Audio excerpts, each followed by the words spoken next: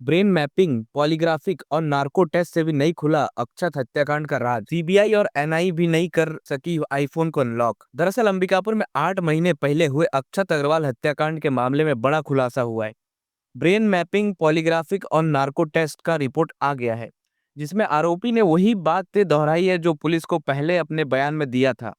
अब ऐसे में अक्षत अग्रवाल ने अपनी हत्या के लिए आरोपी संजीव मंडल को सुपारी क्यों दिया था, यह रहस्य बनकर रह गया है।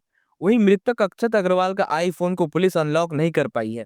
पुलिस अधिकारियों का कहना है कि उन्होंने मोबाइल फोन को अनलॉक करने के लिए साइबर सेल के अलावा सीबीआई और एनआईए के मुख्यालय से भी संपर्क किया, लेकिन वहां से भी आईफोन अनलॉक नहीं हो पाया।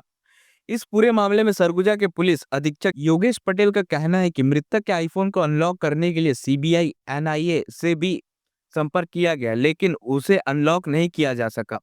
उसे अनलॉक करने पर पुलिस को बहुत कुछ जानकारी मिल सकता था। वहीं अलग-अलग कराए गए टेस्ट में भी पुलिस को कोई जानकारी नहीं मिली।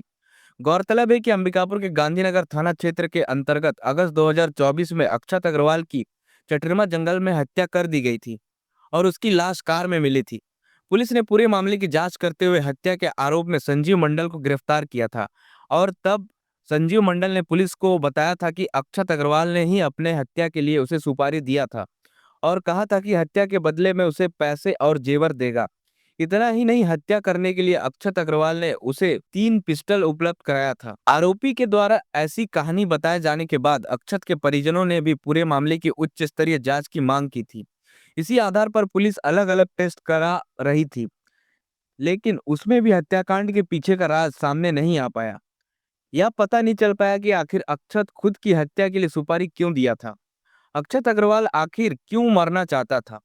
अब इन सारे सवालों का जवाब रहस्य बनकर रह गया। वहीं पुलिस अधीक्षक ने अभी बताया कि अक्षत की हत्या में प्रयुक्त तीनों पिस्टल आखिर कहां से आए। पुलिस इसकी भी जांच की है और इसकी जांच के लिए पुलिस मालदा तक पहुंच गई थी, लेकिन इस रहस्य से पर्दा नहीं उठा पाया। क्या स्थिति रहा और पुलिस आगे किस तरीके से काम करेगी इस मामले में? शहर के गांधीनगर क्षेत्र में एक हत्या हुई थी जिसमें अक्षत अग्रवाल को संजीव मंडल ने मारा था। इस पे स्टोरी ऐसी बनी थी कि आरोपी ने बताया था कि अक्षत अग्रवाल ने ही वेपन लाया था और उसी ने मारने के लिए उसको बोला, साथ ही साथ कुछ पैसे दिए और अपने शरीर के गहने दिए। तो इस मामले को हमने और जांच करने के लिए गांधीनगर गुजरात में ब्रेन मैपिंग, पॉलीग्राफ और नार्को टेस्ट के लिए आरोपी को भेजा था कोर्ट से परमिशन लेकर। तो उसकी रिपोर्ट आई है और रिपोर्ट में जैसा आरोपी ने पहले बताया था कि अक्षत अग्रवाल ने ही उसको वेपन दिया, उस पे राउंड भरे थे और साथ ही साथ पैसे दिए और उसके शरीर में रखे हुए गहने भी दिए। तो ये स्टोरी जो आरोपी ने प्रथम दृष्टया हमारे सामने रखी थी, जिसके हिसाब से हमने विवेचना की थी, उसी की स्टोरी की पुष्टि हुई है गांधीनगर के रिपोर्ट के पश्चात, जिसमें ब्रेन मैपिंग, पॉलीग्राफ और नार्को टेस्ट में जो स्टोरी जैसा कि आरोपी ने बताया था कि अक्षत अग्रवाल ने ही वेपन लाया था और उसी ने उसको मारने के लिए बोला और साथ ही साथ ये भी बताया कि आप गहने रख लो और पैसे भी ले जाओ।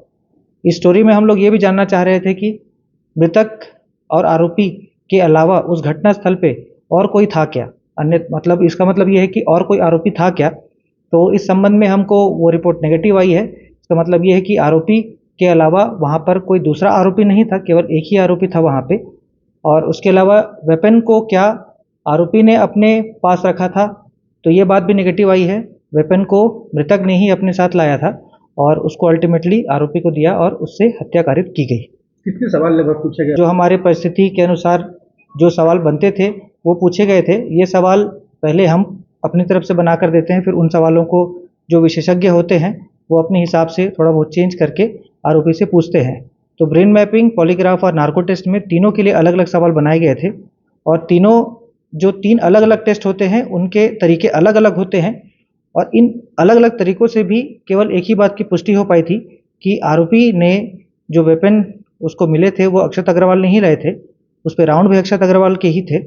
उसके अलावा जो पैसे दिए गए थे वो भी अक्षत अग्रवाल ने दिए थे और आभूषण भी अक्षत अग्रवाल ने ही दिए थे। इसके अलावा वहाँ पर घटनास्थल पर कोई और आरोपी नहीं था, इस बात की पुष्टि हुई है और इसी हिसाब से पुलिस ने चालान भी पेश किया है। उसको मोबाइल फ़ोन उस समय बरामद हुआ था मृतक का, वो आईफोन 15 प्रो जिसको हमने रायपुर साइबर सेल को भेजा था उसके मेनली उसमें ये था कि जो इन्फॉर्मेशन एक्सचेंज हुआ था वो इंस्टाग्राम के माध्यम से हुआ था और इंस्टाग्राम में वैनिश मोड होता है जिसमें जैसे ही मैसेज जाता है और डिलीवर होने के पश्चात जब उसको रिसीवर उसको देख लेता है तो वो मैसेज डिलीट हो जाता है।